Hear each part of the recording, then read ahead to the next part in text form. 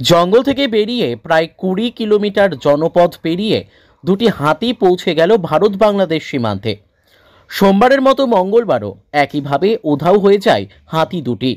ওই হাতি দুটি সীমান্ত পেরিয়ে বাংলাদেশে ঢুকে যেতে পারে বলে এলাকাবাসীর সন্দেহ। স্থানীয় সূত্রে জানা গিয়েছে, রবিবার রাতে রাজগঞ্জের বৈকুণ্ঠপুর জঙ্গল থেকে একটি বড় এবং একটি বাচ্চা হাতি লোকালয়ে চলে আসে।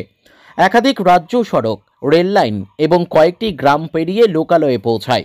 চেউলিবাড়ি, চাকিয়া ভিটা, আমবাড়ি, সুদামগঞ্জ ও শালগুড়ি গ্রামে দাপিয়ে বেড়ায়। ওই হাতির তাণ্ডবে নষ্ট হয়েছে ফসল ও কিছু ঘরবাড়ি, তবে কেউ হতাহত হয়নি। সোমবার ভোর নাগাদ জঙ্গল থেকে প্রায় 10 কিলোমিটার দূরে হাতি দুটি মগরাডাঙ্গি এলাকায় পৌঁছে যায়, কিন্তু তারপর থেকে উধাও হয়ে যায়। ফলে এলাকায় আতঙ্ক ছড়িয়ে পড়ে। অবশেষে দুপুর নাগাদ হাতি দুটিকে স্থানীয় তুত বাগানে দেখা যায়। হাতি দুটি রাতে জঙ্গলে ফিরে যেতে পারে এই অপেক্ষায় ছিলেন বনকর্মীরা, কিন্তু রাতে জঙ্গলের দিকে না গিয়ে উল্টো দিকে চলে যায়। জাতীয় সড়ক ও কয়েকটি গ্রাম পেরিয়ে পৌঁছে যায় ভারত বাংলাদেশ সীমান্ত এলাকায়।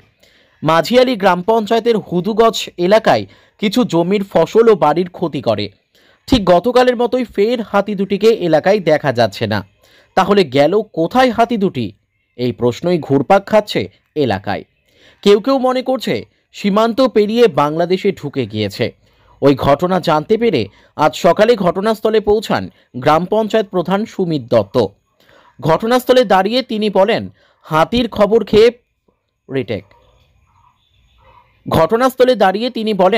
হাতির খবর পেয়ে পরিদর্শনে এলাম। হাতি দুটি এলাকার মানুষের কিছু ক্ষতি করেছে। পরিবারগুলিকে কিছু সাহায্য করা যায় কিনা সেই চেষ্টাই করব। এদিকে হাতি দুটির খোঁজ শুরু করেছে বন দপ্তর। নাগাদ হাতি আসছে, তো মানে চলে গেছে, দেখতে অনেকেই পায় নাই। এই যে কিছু ভাঙচুর করছে, এই যে আলু ক্ষেতটা কিছুটা গেছে, এখানটা লঙ্কা বেগুন ছিল, এগুলো কিছু কবি খাইছে ওখানটায়, আর কয়েকটা টাটে বেড়া ভাঙছে, কলা গাছ ভাঙছে। কটার দিকে? রাতের 2টার দিকে। আগে এরকম হাতি আসে নাই, প্রথম। আতঙ্কের মধ্যে আছে যে কখন কোথাও নুকিয়ে টুকিয়ে যদি থাকে, আবার যদি না আসে রাত্রে, এই একটা আতঙ্ক। ওইদিকে চালো শব্দ করতেছিল, তা আমার বর বলতেছে আমি উঠবো, তা আমি বলতেছি না উঠবা না, যে ঠাকুর আসছে, তাই জন্য উঠেনি। তখন এই যে জ্যোতিষ ভাগিনা ছিল, ও চালো পাশে, এখানে যখন কলা গাছটা ভাঙে তখন এখানে চালো পায়ে বলতেছে যে উঠো, তারপরে আমরা উঠছি। ওই যে কলা গাছ ভাঙছে, ওই পাশে আমাদের বেড়া ভাঙছে, খুঁটি ভাঙছে। হ্যাঁ, বাচ্চাদেরকে বলতেছি না উঠবা না, আমাদের যে হাতি ছিল না তার কি আর হাতি। আলুটা দেখলাম, আলুটা ক্ষতি করে দিতে 2-3টা আসছে, 2টা। আমি সকালবেলা শুনলাম কালকে রাত 2টো নাগাদ হাতি ঢুকেছে আমাদের এই হুদুগজ এরিয়া, মাঝিলি গ্রাম পঞ্চায়েতের হুদুগজ এরিয়ায়। তারপর আমি আসলাম সকাল এসে দেখলাম এই কিছু ক্ষয়ক্ষতি করেছে হাতি। আলু খেতে কিছু ক্ষয়ক্ষতি করেছে, এখানে ফুলকপির না বাঁধাকপির ক্ষেত আছে, এখানেও ক্ষয়ক্ষতি করেছে।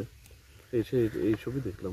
আমাদের ওখানটাও ছিল, তারপর রাত্রবেলা শুনেছি সে ওখানেই ছিল, কিন্তু আজকে সকালবেলা শুনলাম আজকে এইখানটাই এসছে।